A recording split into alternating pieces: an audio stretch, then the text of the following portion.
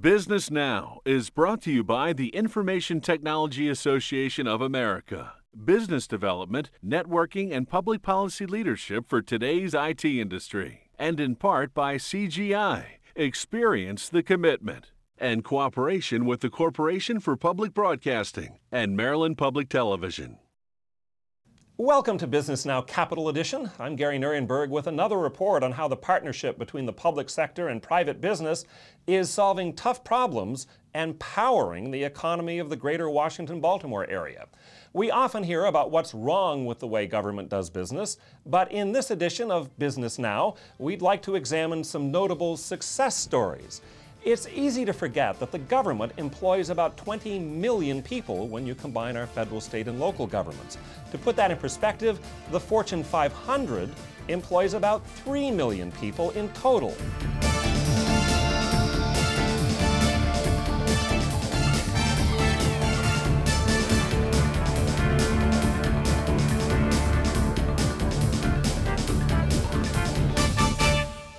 The big picture, as seen by government, Congress, the academic world, and the IT industry.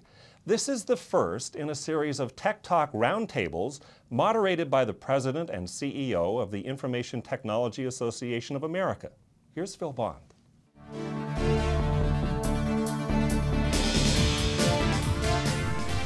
America's public sector has always needed support from its private sector, the best and the brightest. Nothing drove that point home like the terrorist attacks of September 11, 2001. In the years since, the government has redoubled its efforts to tap industry's best and brightest minds, particularly in the area of information technology. George Mason University Center for Regional Analysis estimates that the ramp-up in procurement since 9/11 has generated 95,000 new jobs for the Washington area economy. The greater Washington-Baltimore IT industry now generates more than $51 billion in output each and every year. Welcome to this week's roundtable, where we will explore this phenomenon and what it means for the area's economy and the country in general. Joining me today are Congressman Jim Moran, representing Virginia's 8th District, Karen Evans, Administrator of E-Government and IT at the Office of Management and Budget, Greg Baroni, President of Unisys Incorporated's Global Public Sector Business Unit, and Dr. Stephen Fuller, Director of the Center for Regional Analysis at George Mason, and an authority on the metro area economy.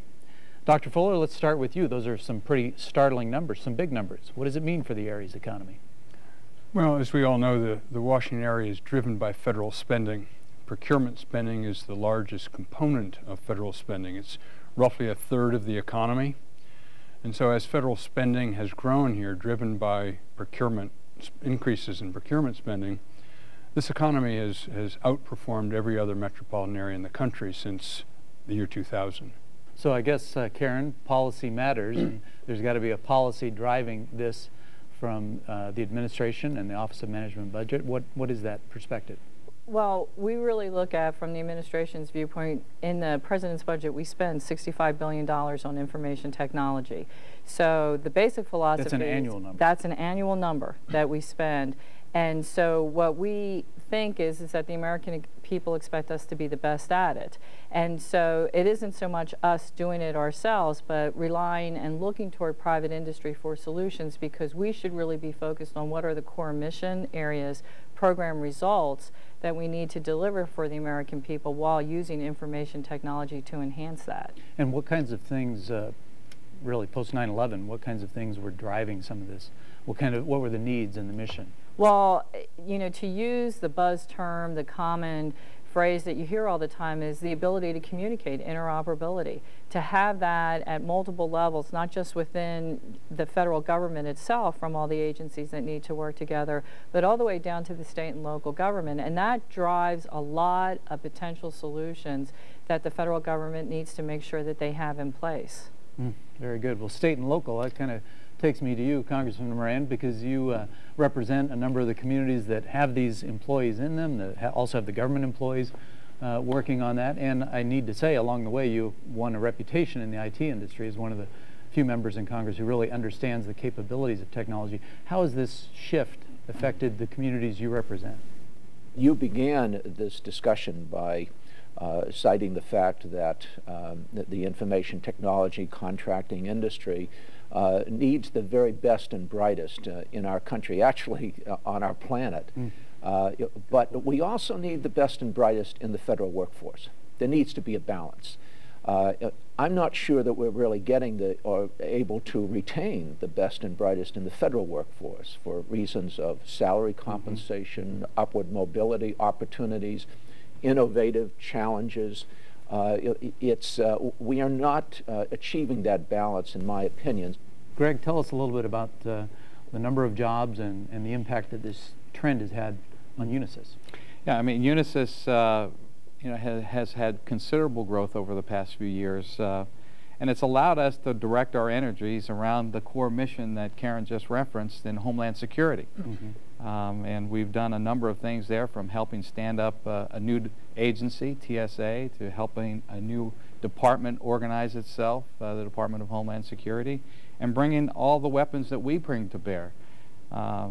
As Karen pointed out, there are only so many resources that the federal government can focus, and they've elected to focus in on core mission areas that allow the private sector to complement them. So we're working in a public-private partnership, if you will, with the government in certain core mission areas. What are a couple of the more technical areas where you might come alongside and provide some real special expertise?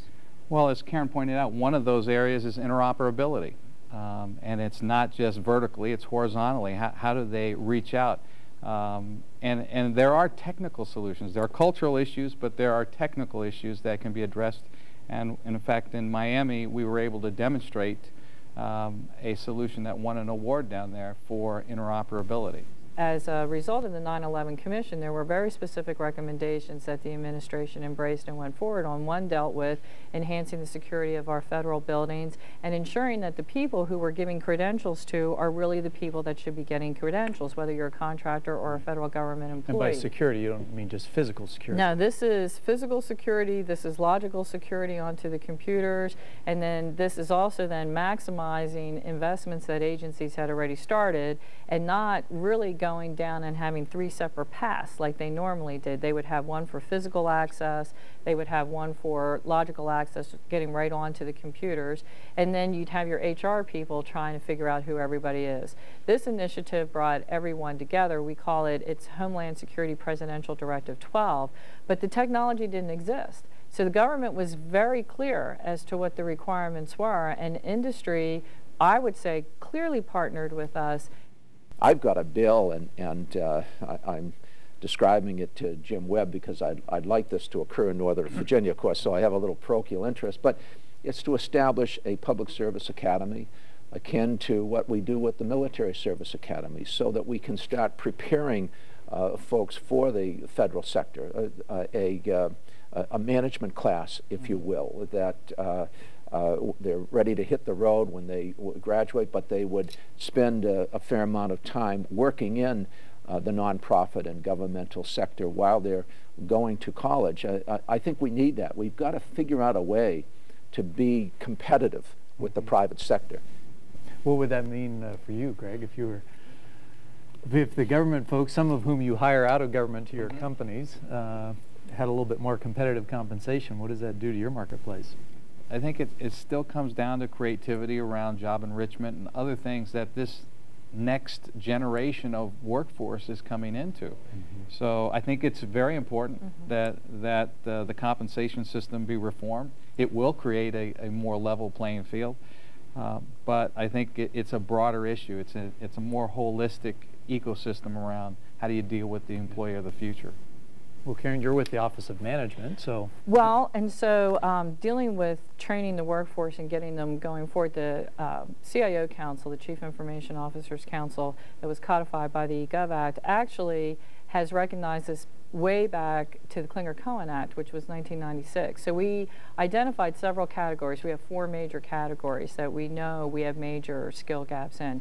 And what we have is what is along the concept of what you just described. We have a CIO university, and that what that does is we have agreements in place with all the universities here throughout the area.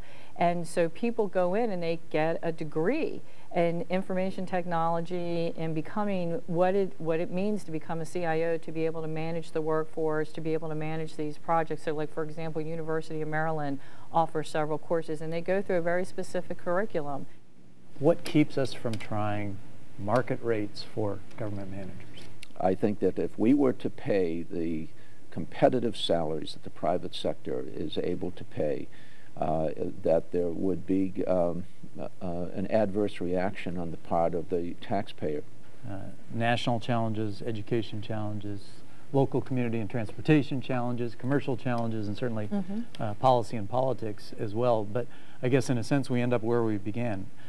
Despite the challenges, it has to be done because we have these critical missions of securing the homeland, for one, and our national security that really rise and fall on our ability to get the best information and the best information technology. Let me thank each of you for being part of this first roundtable and give you a chance for any closing comments that any of you might have. Congressman? We need to, as a nation, to attract, as you began, the best and brightest people. Technology is where it is. From an economic standpoint, you develop a product and every additional unit costs less. So we need to expand to the rest of the world in terms of our marketplace. But realizing this scientific, this innovative opportunity that is there if we have the right people to exploit it, is what we have got to be about, not just as an economy, but as a society, as a polity. I do think that, again, technology is just a means to an end, and that it's really about the results that we need to achieve for the American people, and using the taxpayers' dollars wisely and not doing the same thing over and over again. We've been blessed to create product for the American economy. As we've transformed into a services company, now we're bringing those talents to bear and benefiting the American public, and we're delighted to be a steward and a service to service the American economy. Dr. Fuller, any closing thoughts? Well, I think we've had an excellent discussion, identified some challenges of the future. What we haven't talked about, what I think is really important, is the technology services that the federal government buys here tend to solve new problems. These are problems that haven't been addressed by local government, state governments, other country governments. This, in fact, in the Washington area is the largest research and development program in the country. And it shows up as contracts. We don't think of it as R&D. And yet, we're applying new technologies to solve difficult problems. Well, thank you all, and thank you for watching, and please join us again on our future roundtable.